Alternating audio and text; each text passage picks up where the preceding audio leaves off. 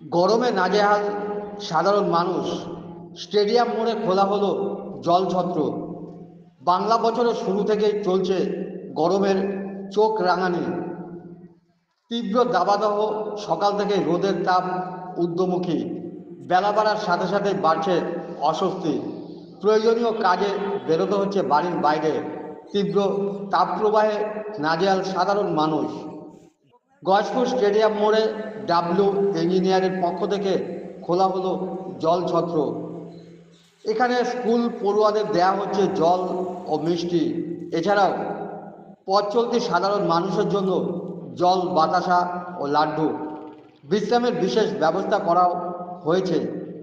এই বিষয়ে জলছত্রের উদ্যোক্তা মনোজ দত্ত বলেন, যেভাবে তাপপ্রবাহ চলছে তাতে পথ চলতি সাধারণ মানুষের হাতে জল মিষ্টি তুলে দিতে পেরে ভালো লাগছে। এই উদ্যোগকে সাধুবাদ জানিয়েছে স্থানীয় প্রবীণ নাগরিকরা। জল পেয়ে অনেকটাই খুশি পথ চলতি সাধারণ মানুষ।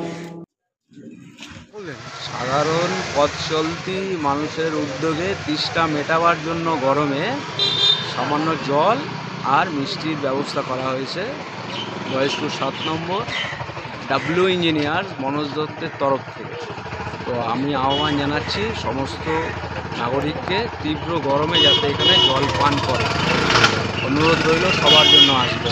প্রত্যেকেরই এই গরমে নাজেহাল হয়ে গেছে মানুষ সব। এখন উচিত 10টার পরে আর ঘর থেকে বের হলো, বিকেল 4টের পরে আবার 5টের পরে আবার বেরোতে লাগে। এখন যে পরিস্থিতি, এই পরিস্থিতিতে মানুষের যে কোনো সময় স্ট্রোক হয়ে যেতে পারে। সাবধানে থাকাই ভালো। প্রত্যেক উদ্যোগ এরকম জানি প্রত্যেক জায়গায় প্রত্যেকে করে, তাহলে মানুষের অল্প ভালো হবে, মানে কিছুটা স্বস্তি পাবে মানুষ, স্বস্তি পাবে মানুষ।